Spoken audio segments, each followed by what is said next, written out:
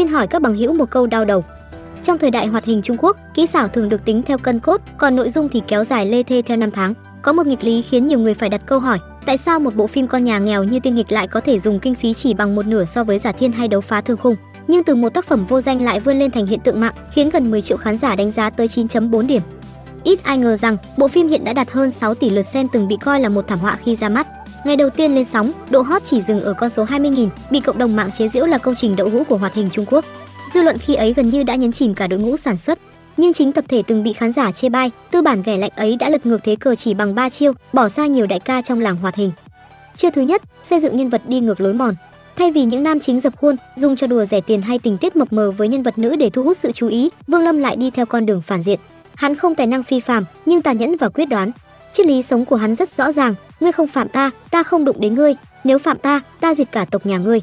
Chính sự sát phạt không khoan nhượng này đã tạo nên một nhân vật vừa đáng sợ vừa cuốn hút. Trong trận chiến ở Tu Ma Hải, chỉ vì một lời bất hợp, Vương Lâm đã thẳng tay chém giết hàng vạn tu sĩ, số người chết còn nhiều hơn cả một mùa phim khác. Khi Đằng Hóa Nguyên giết cha mẹ hắn, Vương Lâm không ngần ngại chất xương cốt tộc nhân họ Đằng thành một ngọn tháp đầu người.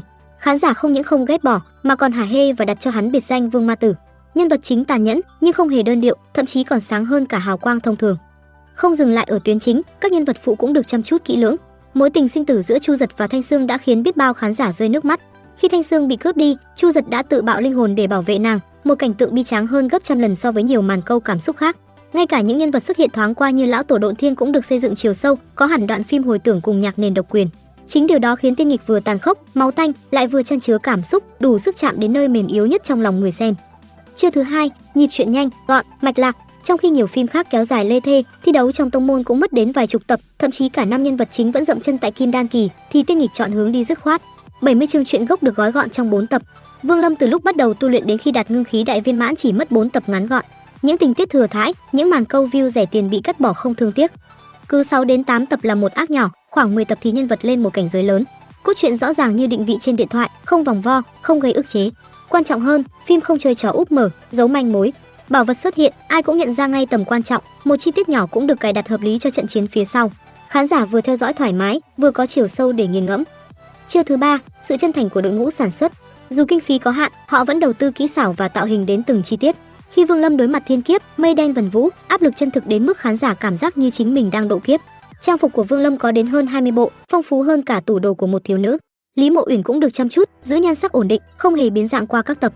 Đặc biệt, đội ngũ còn thể hiện sự tận tâm qua cách lắng nghe và phản hồi khán giả. Một tình tiết bị chê là vô lý, ngay trong đêm, họ sửa lại và thêm chi tiết mới. Thanh kiếm bị chê là đồ nhựa, cũng chỉ cần một đêm để làm lại mô hình. Tốc độ chỉnh sửa này còn nhanh hơn cả các dịch vụ giao đồ ăn. Trong khi nhiều bộ phim khác chọn cách giả chết trước phê bình, Tiên Nghịch lại sẵn sàng thay đổi ngay lập tức. Đây là điều hiếm thấy trong ngành hoạt hình Trung Quốc. Nhìn lại hành trình của Tiên Nghịch, từ chỗ bị dè bỉu đến khi trở thành đỉnh cao, có thể thấy rõ, sức mạnh của bộ phim không đến từ kinh phí khổng lồ hay chiến dịch marketing, mà đến từ sự chân thành. Trong phim, Vương Lâm sát phạt quyết đoán, ngoài đời, đội ngũ sản xuất cũng kiên định và hết lòng với khán giả. Đó là lý do Tiên Nghịch trở thành một hiện tượng, một minh chứng rằng hoạt hình Trung Quốc hoàn toàn có thể tỏa sáng nếu có tâm huyết, sự sáng tạo và lòng tôn trọng người xem. Hy vọng rằng những bộ phim sau này sẽ học hỏi từ Tiên Nghịch, đừng chỉ nghĩ đến lợi nhuận, đừng chỉ sao chép lối mòn, mà hãy đặt vào đó sự thành ý và khát vọng đổi mới. Chỉ như vậy, nền hoạt hình mới thực sự có thể nở rộ, thay vì chìm ngập trong một bãi rác những tác phẩm làm cho có. Nội dung trong video được mình sưu tầm và tổng hợp từ nhiều nguồn khác nhau.